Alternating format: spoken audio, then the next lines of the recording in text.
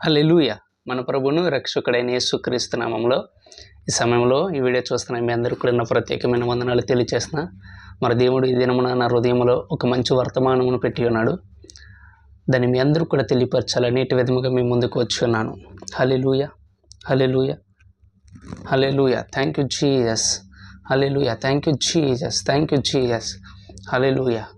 చూడండి నా ప్రియమైన దేవుని పిల్లలారా, మరి గత మెసేజ్లో వాక్యములో మరి నేను ఒక మంచి మాటను ధ్యానించాను. మరలా దానిని నాకు ప్రభువు జ్ఞాపకం చేయుచున్నాడు. 1 కొరింథీయులకు రాసిన పత్రిక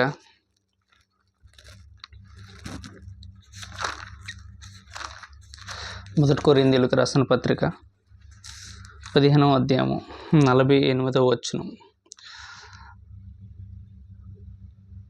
హల్లెలూయా! మట్టి నుండి పుట్టిన వాడెట్టివాడో మట్టి నుండి పుట్టినవారు అట్టివారే, పరలోక సంబంధి ఎట్టివాడో పరలోక సంబంధులను అట్టివారే. హల్లెలూయా! చూడండి నా ప్రియమైన దేవుని పిల్లలారా, మరి ఇక్కడ 2 రకముల సంబంధుల గురించి మాట్లాడుచున్నాడు. ఒకటి ఎవరిని గురించి మాట్లాడుతున్నాడంటే, మట్టి నుండి పుట్టినవారు మట్టి నుండి పుట్టినవాడు ఎట్టివాడో మట్టి నుండి పుట్టినవారు కూడా అట్టివారే. అనగా మొట్టమొదటి ఆదాముని గురించి ఇక్కడ మాట్లాడుతున్నాడు. మట్టి నుండి చేయబడి ఉన్నాడు మరి ఆదాము. సో ఆ విధముగానే పుట్టినవారు కూడా ఆ విధముగానే ఉంటారు అని చెప్తున్నాడు. ఇంకొక మాట కాడు చెప్తున్నాడు ఇక్కడ. ఇంకొక మాట ఏం చెప్తున్నాడంటే, పరలోక సంబంధి ఎట్టివాడో పరలోక సంబంధులను అట్టివారు. హల్లెలూయా! హల్లెలూయా! చూడండి ఇక్కడ మనకి అర్థం చేసుకోవాల్సింది ఏంటంటే, మనం ఏమి అర్థం చేసుకోవాలంటే, మనము మట్టి నుండి పుట్టిన వాని యొక్క పోలికను ధరించిన వారముగా మనం ఉండగా, మన కొరకు పరలోక సంబంధి అయిన యేసు ప్రభు వారు మన కొరకు ఈ భూమి మీదకి వచ్చి చనిపోయి తిరిగి లేపబడడం వలన మనమందరము కూడా ఏ విధముగా మార్చబడి ఉన్నామంటే, మనమందరము కూడా ఇప్పుడు పరలోక సంబంధులుగా మార్చబడి ఉన్నాం. హల్లెలూయా! మరి ఈ లోక సంబంధముగా మనము లేము. కానీ ఇప్పుడు మట్టి నుండి తీయబడినప్పటికి కూడా మట్టిలో నుంచి మనల్ని విమోచించిన వాడు ఈ మట్టి ఘటములో నుంచి మహిమైశ్వర్యమును బయటికి తీసుకురావాలని ఆయన ఏం చేశాడంటే, ఆ మట్టి నుండి మనలో నుంచి మహిమైశ్వర్యమును బయటికి తీసుకురావడానికి మనలను పరలోక సంబంధులుగా మార్చాడంట ఆయన. హల్లెలూయా! హల్లెలూయా! కాబట్టి నీవు ఇప్పుడు మట్టి సంబంధివి కాదు, కానీ మట్టి నుండి పుట్టిన వాడు వంటి వాడు కాదు, కానీ ఇప్పుడు నీవు మహిమను పొందుకోవడానికి మహిమను అనుభవించడానికి నీవు పరలోక సంబంధివి అయి ఉన్నావంట. హల్లెలూయా! నీవు పరలోక సంబంధివి. నువ్వు మట్టి నుండి పుట్టిన వాడి యొక్క పోలికను నువ్వు కలిగి ఉన్నప్పటికీ కూడా ప్రభు అయిన యేసు ప్రభు వారి యొక్క విమోచనము ద్వారా మనం ఇప్పుడు పరలోక సంబంధులుగా మార్చబడి ఉన్నాం. అనగా మనము మహిమైశ్వర్యమును దాల్చిన వారమై ఉన్నాం. అంటే ఈ భూమి మీదను పరలోకమందును కూడా. ఎందుకంటే మనము ఇప్పుడు పరలోక సంబంధులము కాబట్టి. ఎందుకంటే పరలోకంలో యేసు ప్రభు వారు ఈ భూమి మీద ఉన్న పరలోకమందున్న ఆయన మహిమ కలిగిన వాడే. హల్లెలూయా! హల్లెలూయా! హల్లెలూయా! యేసు ప్రభు వారు ఈ భూమి మీద నివసించిన కానీ పరలోకములో నివసించనే కానీ, అనగా తండ్రితో నివసించినను కానీ ఆయనైతే మహిమ కలిగిన వాడే. హల్లెలూయా! ఏ విధముగా ఇది మనం తెలుసుకోగలమంటే, ఆయన ఈ భూమి మీదకి వచ్చినప్పుడు అంట ఒక మంచి మాట చెప్తున్నాడు. హెబ్రీయులకు రాసిన పత్రికలో ఉంది 1వ అధ్యాయంలో. చూడండి ఇక్కడ హెబ్రీయులకు రాసిన పత్రిక 1వ అధ్యాయము 2వ వచనం. ఈ దినముల అంతమందు కుమారుని ద్వారా మనతో మాట్లాడాను. ఆయన ఆ కుమారుని సమస్తమునకు వారసుడిగా నియమించను. ఆయన ద్వారా ప్రపంచములను నిర్మించను. ఆయన దేవుని మహిమ యొక్క తేజస్సును. హల్లెలూయా! చూసారు ఇక్కడ ఏమని చెప్తున్నాడు. యేసు ప్రభు వారు ఈ భూమి మీదకు ఏ విధముగా వచ్చాడో, ఆయన ఏ గుణముల చేత వచ్చాడో, ఆయన ఏమి తెచ్చుకుని ఉన్నాడో పరలోకము నుంచి ఈ భూమి మీదకి వచ్చేటప్పుడు, మంటివాడిగా మార్చబడడానికి వచ్చేటప్పుడు ఆయన ఏ విధముగా వచ్చాడో దాని గురించి మాట్లాడుతున్నాడు ఇక్కడ. ఆయన ఈ భూమి మీదకి వచ్చేటప్పుడు అంట ఆయన కొరకే ప్రపంచములన్నిటిని కూడా నిర్మించిన వాడు. ఆయనని ఏ విధంగా పంపించాడంటే, ఆయన వచ్చేటప్పుడు అంటే ఎలా వచ్చాడంట, ఆయన దేవుని మహిమ యొక్క తేజస్సును ధరించుకుని వచ్చి ఉన్నాడంట. హల్లెలూయా! అంటే మనం అర్థం చేసుకోవాల్సింది ఏంటంటే, ఆయన ఆ మహిమ తేజస్సుతో ఏ విధముగా అయితే పరలోకము నుంచి ఈ భూమి మీదకి వచ్చాడో, మనము ఇప్పటి కాలం ఉందంట మరి ఆ! ఆ మహిమ తేజస్సుతోని ఈ భూమి మీద మనము ఉన్నామంట. హల్లెలూయా! హల్లెలూయా! ఎందుకంటే మనము మట్టి నుండి పుట్టిన వాని యొక్క పోలికలో ఉన్నప్పటికి కూడా పరలోక సంబంధి యొక్క పోలికను ధరించిన వారమై ఉన్నాం ఇప్పుడు. హల్లెలూయా! హల్లెలూయా! ఎందుకంటే ఆ మట్టి నుండి మనల్ని విడిపించేసాడు. ఇప్పుడు మహిమలోనికి మనం వచ్చామంట. హల్లెలూయా! ఆ మంటి ఘట్టములో నుంచి మనకు ఆల్రెడీ మహిమైశ్వర్యమును బయటికి తీసుకురావడానికి కలువరి సిలువలో నీ కొరకు, నా కొరకు ఆయన విమోచనము ద్వారా మనల్ని ఇప్పుడు మహిమకు పాత్రులుగాను, మహిమను అనుభవించేవారుగాను, మహిమను చూపించేవారుగాను మనల్ని మార్చాడంట ఆయన. హల్లెలూయా! ఏ విధంగా వచ్చాడంట యేసు ప్రభువారు ఈ భూమి మీదకొచ్చేటప్పుడు ఆయన దేవుని యొక్క మహిమను, తేజస్సుననే దానిని ధరించుకొని వచ్చున్నాడంట. హల్లెలూయా! హల్లెలూయా! హల్లెలూయా! కాబట్టి నీ మీద కూడా ఏమి నిలబడి ఉన్నదో తెలుసా? దేవుని యొక్క మహిమ, తేజస్సు నిలబడి ఉన్నది. నీవు మట్టి ఘటములో వంటి వాడివి కాదు కానీ నీవు మహిమైశ్వర్యము కలిగిన వాడివి. నీవు మహిమను పొందుకొనిన వాడివి. నీ మీద మహిమ నిలిచి ఉన్నది. హల్లెలూయా! హల్లెలూయా! ఎందుకని ఈ మాట చెప్తున్నానంటే, మరి ఈ భూమి మీదంట మనము ఏ విధముగా జీవించాలంటే ఆ! ఏ విధముగా జీవించాలంటే, పరలోక సంబంధి యొక్క పోలికను మనం ఇక్కడ ధరించి జీవించాలంట. హల్లెలూయా! హల్లెలూయా! హల్లెలూయా! ఏ విధముగా మనం జీవించాలి? యేసు ప్రభువారంటే ఈ భూమి మీదకొచ్చినప్పుడు ఆయన కుమారుని వలె పనిచేశాడంట. దైవముగా పనిచేశాడంట. దైవ లక్షణములతో పనిచేశాడంట. దైవ గుణములతో పనిచేశాడంట. దైవ మహిమతో పనిచేశాడంట. హల్లెలూయా! హల్లెలూయా! అదే మహిమ నీకు నాకు అనుగ్రహించాడంట ఆయన. హల్లెలూయా! అదే మహిమకు పాత్రులుగా మనల్ని మార్చి దైవ లక్షణాలతో దైవములుగా మనల్ని మార్చాడంట. ఏ విధముగా ఇది చెప్పుకోగలుగుతాం మనము? మరి మనల్ని ఆయన దైవములుగా పిలుచుచున్నాడంట. ఆ వచనం కాడ చూద్దామా? యోహాను సువార్త 10వ అధ్యాయము. యోహాను సువార్త 10వ అధ్యాయము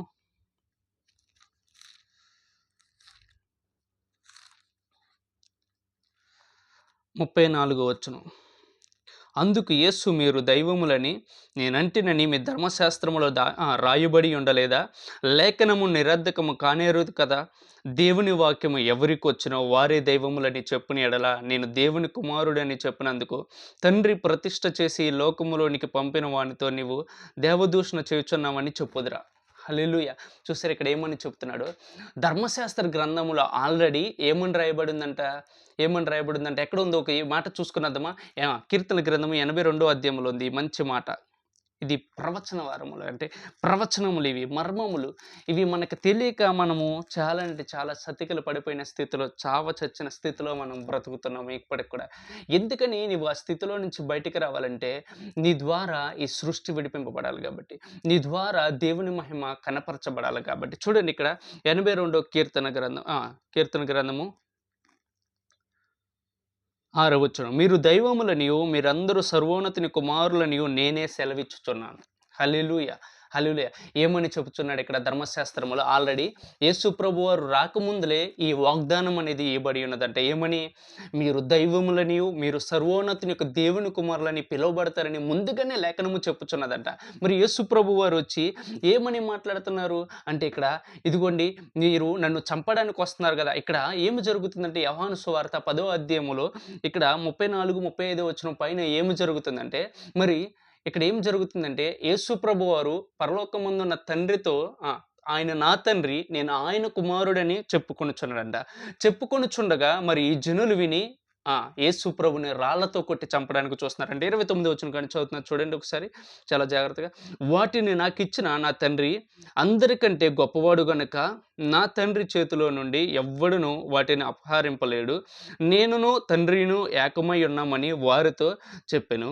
యూదులు ఆయనను కొట్టవలెనని మరలా రాళ్ల చేత పట్టుకొనగా యేసు తండ్రి యొద్ద నుండి అనేకమైన మంచి క్రియలను మీకు చూపితిని. వాటిలో ఏ క్రియ నిమిత్తము నన్ను రాళ్లతో కొట్టుదురని వారిని అడిగాను. హల్లెలూయా! చూసారు ఇక్కడ ఆళ్ళంట అక్కడ ఉన్నవారు పరిసయ్యులు, సదుకాయులు మరి ఈయన ఎప్పుడు దొరుకుతాడని ఎదురు చూస్తుండగా మరి యేసు ప్రభువారు ఏమని మాట్లాడుతున్నారంటే తండ్రియు నేనును ఏకమై ఉన్నామని. అసలు ధర్మశాస్త్ర ప్రకారము ఏ మనుష్యుడు కూడా దేవునిని తండ్రిగా అంగీకరించడానికే గాని, పిలవడానికే గాని మాట్లాడడానికి గాని వీలు లేదు. ఎందుకంటే మనుషులు పాపులుగా చూచుచున్నారు అక్కడ ఆ కాలంలో. మరి ప్రతి మనిషి కూడా నీతిమంతుడు లేడు, ఒక్కడును లేడు. అందరూ కూడా చెడిపోయి అంట పనికి మాలిన వారేరుగా ఆ విధముగా చూచువారుగా ఉన్నారంట ఆ సమయంలో మరి. ఆ కాలంలో మరి ఏ మనుషుడు కూడా దేవుని కుమారుడిగా అంగీకరించడానికే కానీ, దేవుని కుమారుడిగా చెప్పుకోవడానికి కూడా వీలు లేదంట. అలాంటి స్థితిగతుల్లో ఉన్నప్పుడు యేసు ప్రభువారు మన కొరకొచ్చారు. ఎందుకొచ్చారో తెలుసా ఆయన ఈ భూమి మీదకి? నిన్ను నన్ను కుమారునిగా మార్చడానిక. హల్లెలూయా! హల్లెలూయా! అప్పుడు మరి ఆ రాళ్ళతో కొట్టడానికి వచ్చినప్పుడు యేసు ప్రభు ఏమంటున్నాడంటే, నేను తండ్రి యొద్ద నుంచి అనేకమైన మంచి క్రియలను, మీకు సూచక్రియలను, మహత్కార్యములు నేను మీకు చూపించి ఉన్నా కదా! దేనిని బట్టి మీరు నన్ను రాళ్ళతో కొట్టి చంపుతారంటే, వాళ్ళేమంటున్నారు చూద్దాం ఒకసారి. 30 వచనం చూడండి. 33 వచనం. అందుకు యూదులు, నీవు మనుష్యుడివైయుండి దేవుడినని చెప్పుకొనుచున్నావు. కనుక దేవదూషణ చేసినందుకే నేను రాళ్ళతో కొట్టుదుము. హల్లెలూయా! ఇక్కడ ఏమనేసి అంటున్నారు అక్కడ, నీవు మనుష్యుడివైయుండి దేవుడినని చెప్పుకొనుచున్నాడు. అంటే కుమారుడంటే ఏమని అర్థం అవ్వాలి మనకి? కుమారుడనగా ఎవరో తెలుసా? దైవము. హల్లెలూయా! దేవుని వంటి వాడని అర్థము. హల్లెలూయా! కుమారుడికిచ్చిన అధికారం ఎలాంటిదో తెలుసా? దైవము. హల్లెలూయా! అందుకని ఇతడంట యేసు ప్రభువారు మరి ఈ భూమి మీద పరిచర్య చేస్తున్న కాలంలో తండ్రి నేను ఏకమై ఉన్నామని ఆయన కొట్టడానికెళ్ళినప్పుడు యూదులంటున్న మాట ఏంటంటే, నీవు నరుడివైయుండియు, నీవు మనుష్యుడివైయుండియు, నీవు దేవుడినని చెప్పుకొనుచున్నావు. హల్లెలూయా! హల్లెలూయా! అప్పుడు దేవుడు ఏమని చెప్తున్నాడంటే, యేసు ప్రభువారు ఏమంటున్నాడంటే, ఇదిగో ధర్మశాస్త్ర గ్రంథమందు రాయబడి ఉండలేదా? మీరు దైవములని నేనంటినని మీరు ఎరుగరా? అని అంటున్నాడు. అప్పుడు ఏమంటున్నాడంటే, ఇప్పుడు నేను ఇంకొక మాట చెప్తున్నా. ఏమని చెప్తున్నాడంట చూడండి 35 వచనం. లేఖనము నిరర్ధకము కానేరదు కదా! దేవుని వాక్యము ఎవరికి వచ్చునో వారే దైవములని చెప్పిన యెడల నేను దేవుని కుమారుడనని చెప్పినందుకు. చూడండి ఇప్పుడు ఈ వాక్యము ఎవరి యొద్దకైతే వెళ్తుందో వారందరూ కూడా దైవములుగా మార్చబడుతున్నారంట. హల్లెలూయా! హల్లెలూయా! హల్లెలూయా! మరి యేసు ప్రభువారు ఈ భూమి మీదకొచ్చి వెళ్తా ఆయన ఏం చేసేవాళ్ళు? యోహాను సువార్త 17వ అధ్యాయము. యోహాను సువార్త 17వ అధ్యాయము. యోహాను సువార్త 17వ అధ్యాయము. చూడండి 13వ వచనం కాడ నుంచి నేను చదువుతున్నా. ఇప్పుడు నేను మీ యొద్దకు వచ్చుచున్నాను. నా సంతోషము వారి యందు పరిపూర్ణమగునట్లు లోకమందు ఈ మాట చెప్పుచున్నాడంట. హల్లెలూయా! హల్లెలూయా! ఆయన సంతోషము పరిపూర్ణమగుచున్నదంట. ఎలా పరిపూర్ణమగుచున్నది చూద్దామా? వారికి నీ వాక్యం ఇచ్చి ఉన్నాను. హల్లెలూయా! హల్లెలూయా! తండ్రి కుమారుడికి వాక్యం ఇచ్చి ఉన్నాడు. కుమారుడు వెళ్తా నీకు నాకు వాక్యం ఇచ్చినాడు. అనగా దైవత్వము లక్షణాలు, దైవముగా జీవించే అధికారమును, కుమారుడిగా జీవించే అధికారమును నీకు నాకు ఆయన అనుగ్రహించి ఉన్నాడంట. హల్లెలూయా! హల్లెలూయా! అందుకనే అన్నాడు కదా! ఆయనను ఎందరు అంగీకరించెదరో అనగా చూద్దాం ఆ మాట ఒకసారి మంచి మాట. యోహాను సువార్త 1వ అధ్యాయం 12వ వచనం. యోహాను సువార్త 1వ అధ్యాయము 12వ వచనం చూడండి. తను ఎందరు అంగీకరించెదరో వారందరికీ అనగా తన నామమందు విశ్వాసం ఉంచు వారికి దేవుని పిల్లలగుటకు ఆయన అధికారం అనుగ్రహించి అన్నాడు. హల్లెలూయా! హల్లెలూయా! ఆయన కుమారుని యొక్క అధికారం అనుగ్రహించినప్పుడు ఆయన చిత్తం ఏం జరిగింది తెలుసా? మనలను ఆయన దైవములుగా మార్చి అన్నాడు. హల్లెలూయా! హల్లెలూయా! మనం ఇప్పుడు దైవములంట. హల్లెలూయా! మనము కుమారుని యొక్క తత్వములోకి వచ్చిన ఆ సమయములోనే మనం ఏ విధంగా మార్చబడి ఉన్నామంటే మనం ఇప్పుడు దైవములు. ఎందుకని? పరలోక సంబంధి ఎట్టివాడో పరలోక సంబంధులను అట్టివారే. అనగా మన తండ్రి అయిన యేసు ప్రభువారు ఏ సంబంధి అంటే పరలోక సంబంధి. ఆయన దైవము కలిగినవాడు. ఆయన దేవుడు. మనలను కూడా ఆయన పరలోక సంబంధులుగా మనలను మార్చి మనకు ఆయన కుమారుని యొక్క తత్వము మనకు అనుగ్రహించి మనకేమిచ్చాడు తెలుసా? దైవత్వం ఇచ్చాడు ఆయన. హల్లెలూయా! మనం ఇప్పుడు దైవములంట. హల్లెలూయా! హల్లెలూయా! హల్లెలూయా! ఈ మట్టి నుండి మనల్ని విడిపించి మహిమతో మనల్ని నింపి మనలను దైవములుగా మార్చాడు ఆయన ఈ భూమి మీద. హల్లెలూయా! మరి పరిపూర్ణమైన సంతోషం కలుగుతుందంట. మనం ఎప్పుడైతే మరి దైవము యొక్క లక్షణాలతో దైవము వంటి వానిగా మనము అంగీకరించి మనం జీవిస్తామో దేవునికి పరిపూర్ణమైన సంతోషం కలుగుతుందంట. హల్లెలూయా! హల్లెలూయా! మరి లేఖనములు కూడా అవే ఎతుకుచున్నవి.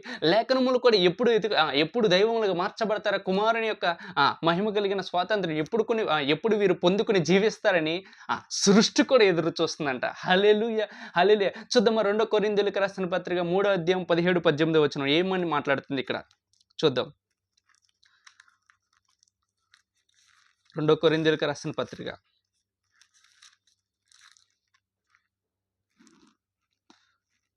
2 కొరింథీయులకు రాసిన పత్రిక ప్రభువే ఆత్మ, ప్రభు యొక్క ఆత్మ ఎక్కడ నుండునో అక్కడ స్వాతంత్ర్యం ఉండును. మనమందరము ముసుగులేని ముఖముతో ప్రభు యొక్క మహిమను అద్దము వలె ప్రతిఫలింప చేయొచ్చు. మహిమ నుండి అధిక మహిమను పొందొచ్చు. ప్రభువు ఆత్మ చేత ఆ పోలికగానే మార్చబడుచును. ఏ పోలిక ఇది? దైవత్వం యొక్క పోలిక. హల్లెలూయా! ఏ పోలిక ఇది? దైవత్వం యొక్క పోలిక ఇది. ఇది మనుషుడి యొక్క పోలిక కాదు. మట్టిని గూర్చిన పోలిక కాదంటే ఇది మహిమను గూర్చిన పోలిక. ఈ మహిమ ఎవరితో పోల్చబడుచున్నది? తండ్రి అయిన ఆత్మ అయిన దేవుని యొక్క మహిమతో పోల్చబడుచున్నది. అదే మహిమనంట మనం పొందుకొని మహిమ నుండి మహిమను పొందొచ్చు. ఆ ప్రభు యొక్క మహిమను అద్దము వల్లే ప్రతిఫలింప చేస్తే ఈ భూమి మీద దైవత్వం యొక్క దైవముగా మనం జీవించాలంట. హల్లెలూయా! హల్లెలూయా! మనం ఎవరంటే ఇప్పుడు దైవములంట. హల్లెలూయా! హల్లెలూయా! నీవు సామాన్యుడిగా జీవిస్తున్నావు కాబట్టి నీ మీద శోధనలు, వేదనలు, కష్టములు, నష్టములు ఇవన్నీ ఏలుబడి చేస్తున్నాయి. నీవు దైవముగా జీవించడం ఆరంభించు నీ జీవితంలో. నీకు అసాధ్యమైన వాటిని కూడా నీవు సాధించగలవు. హల్లెలూయా! హల్లెలూయా! నీవెవరు ఇప్పుడు? నీవు దైవము. హల్లెలూయా! నీవు మనిషిగా జీవిస్తున్నావనే కానీ నీలో ఏ లక్షణములు ఉన్నాయంటే, ఏ గుణములు ఉన్నాయంటే దైవత్వమును గురించిన లక్షణములు, గుణములు ఆయన దాచి ఉంచి ఉన్నాడు ఆయన నీలో. హల్లెలూయా! హల్లెలూయా! మరి ఈ దినము నుంచి నువ్వు గనుక ఇది గమనించి జీవించగలిగితే నీలో గొప్ప మార్పులు జరగబోతున్నాయి. నీలో ఈ దైవత్వం వంటి ఆలోచన నీలో కలిగి నువ్వు జీవిస్తే మరి నీకు అసాధ్యమైనది చాలా అంటే చాలా సులువుగా నువ్వు జయించగలవంట. హల్లెలూయా! నువ్వు ఆ శోధన, ఆ వేదన ఎందుకు జయించలేకపోతున్నావంటే, ఎందుకు వాటిని జయించలేకపోతున్నావంటే నువ్వు సామాన్యుడిగా పనిచేస్తున్నావు. నువ్వు దైవముగా పనిచేయాలి. నువ్వు దైవముగా పనిచేస్తే నువ్వు అసాధ్యమైన వాటిని సాధ్యపరుచుకుంటావంట. సులభముగా వాటిని జయిస్తావంట. హల్లెలూయా! హల్లెలూయా! నువ్వు మట్టి ఘటము నుంచి నువ్వు ఆల్రెడీ మార్చబడి మహిమలోనికి వచ్చి అన్నావు. మట్టి నుండి పుట్టినవారు మట్టి అట్టి విధముగానే ఉంటారు. పరలోక సంబంధి ఎట్టివాడంటే పరలోక సంబంధులను అట్టివారే. అనగా నీవు పరలోక సంబంధివి, నీవు మట్టివాడువు కాదు. నీవు దైవము. ఎందుకంటే నీ దేవుడు దేవుడై ఉన్నాడు కాబట్టి. హల్లెలూయా! నీ దేవుడు దైవత్వము కలిగి భూమి మీదకి వచ్చి ఏలుబడి చేశాడు కాబట్టి యేసు ప్రభువారు అదే విధముగా నీవు కూడా జీవించడానికి ఆయన నీకు కృపను అనుగ్రహించున్నాడు. హల్లెలూయా! ఇప్పుడు ఆయనను ఎందరు అంగీకరించెదరో వారందరికీ తన నామముందు విశ్వాసం ఉంచు వారందరికీ దేవుని పిల్లలగుటకు అధికారము అనుగ్రహింపబడిందంటే అర్థం ఏంటంటే మనము దైవత్వముగా జీవించడానికి అర్హులుగా మార్చబడి ఉన్నాము. హల్లెలూయా! హల్లెలూయా! మరి ఈ మాటలు విన్న మీరందరూ కూడా ఈ లేఖనములన్నిటిని కూడా మరలా మీరు ధ్యానించి మరి ఈ మట్టి ఘట్టములో నుంచి ఆయన మహిమైశ్వర్యమును బయటకు తీసుకొచ్చినందుకు కృతజ్ఞత స్తుతులు అర్పిస్తూ మరి సమయములో మీరందరూ కూడా ఈ లేఖనములన్నిటిని కూడా మీ హృదయంలో భద్రపరచుకొనవలసిందిగా ప్రభునామములో మీ అందరికి కూడా తెలియపరుస్తూ మీ అందరికి కూడా ప్రత్యేకమైన వందనలు తెలియపరుచున్నా. హల్లెలూయా! హల్లెలూయా! దేవుడు మిమ్మల్ని దీవించి ఆశీర్వదించి గొప్పగా మీ జీవితములను మార్చునుగాక. ఆమేన్. ఆమేన్. హల్లెలూయా!